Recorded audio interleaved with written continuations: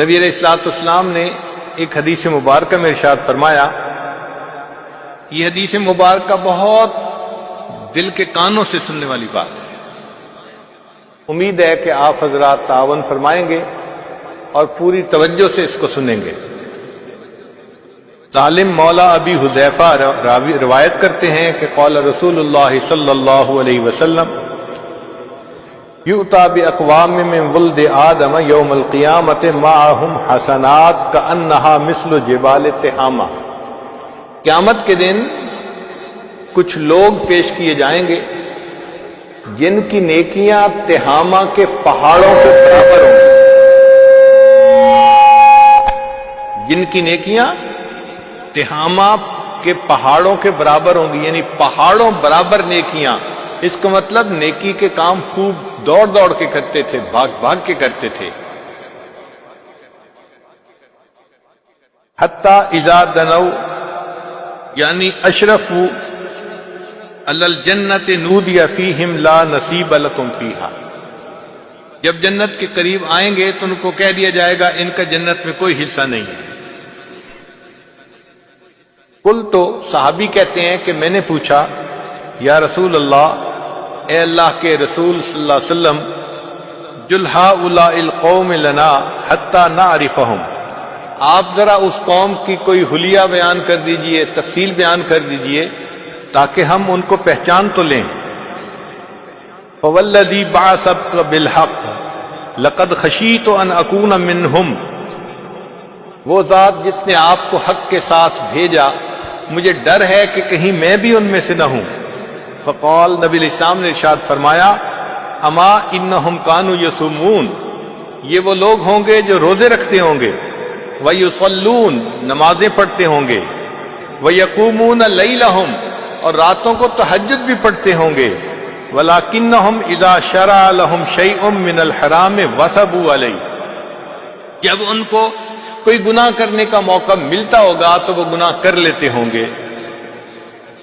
فَأَحْبَطَ اللَّهُ عَزَّ وَجَلَّ أَعْمَالَهُمْ، اور اللہ تعالیٰ ان کے کیے ہوئے عملوں کو ضائع فرما دیں گے۔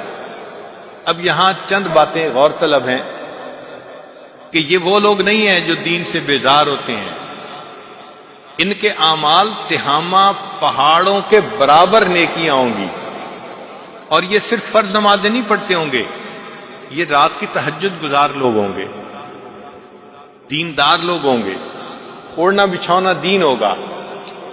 مگر مسئلہ کیا ہوگا؟ مسئلہ یہ ہوگا کہ جب گناہ کا موقع ملتا ہوگا تو گناہ سے رکتے نہیں ہوں گے۔ نتیجہ کیا ہوگا؟ اللہ تعالیٰ ان کے کیے ہوئے عملوں کو ضائع کر دیں گے۔ اب ایک طرف تو پہاڑوں برابر نیکیاں ہیں اور دوسری طرف ان کو اللہ تعالیٰ قیامت کے دن ہوا منصورہ بنا دیں گے، مٹی بنا دیں گے۔ ایسا کیوں ہوگا؟ اس کی وجہ یہ ہے کہ یہ اللہ رب العزت کی پوجا کرنے کی بجائے اپنے نفس کی پوجا کرتے ہوں گے، اور یہ اللہ کے ساتھ شرک ہوگا۔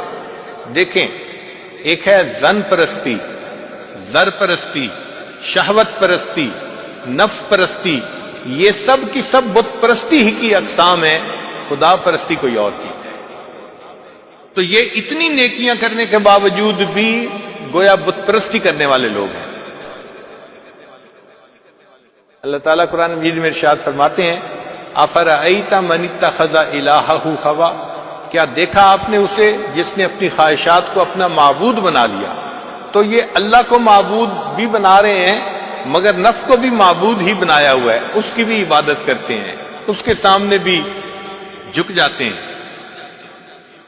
نتیجہ کیا نکلا کہ اس شرک کی وجہ سے اللہ تعالیٰ کیے ہوئے عملوں کو ضائع فرما دیں۔ اللہ تعالیٰ نے قرآن مجید میں اپنے حبیب صلی اللہ علیہ وسلم سے فرمایا، لئن اشرکت لیحبطن عملک، اگر آپ بھی شرک کریں گے تو کیے ہوئے عملوں کو ہم ضائع کر دیں گے۔ ذرا غور کیجئے، یہ اتنا اہم مسئلہ ہے کہ کی ہوئی نیکیاں برباد ہو جائیں گی اور انسان قیامت کے دن خالی ہاتھ کھڑا ہوگا۔ لہذا یہ بہت ہی توجہ طلب بات ہے کہ ہم شریعت کی چند باتوں پر عمل کر کے خوش نہ ہو جائیں کہ جی ہم تو بڑے نیک بن گئے۔ دیکھنا یہ ہے کہ پوری شریعت پر عمل کرتے ہیں یا نہیں کرتے۔ اللہ کے سامنے پوری طرح اپنا سر جھکاتے ہیں یا نہیں جھکاتے. اور اگر منمانی کر لیتے ہیں، خفیہ گناہ کر لیتے ہیں، خلوت میں گناہ کر لیتے ہیں، تو اس کا مطلب یہ کہ ہم تو اپنے نفس کی پوجا کر رہے ہیں، جس کی وجہ سے قیامت کے دن پہاڑوں برابر نیکیوں کے باوجود جنت میں نہیں جا سکیں گے، جہنم میں جانا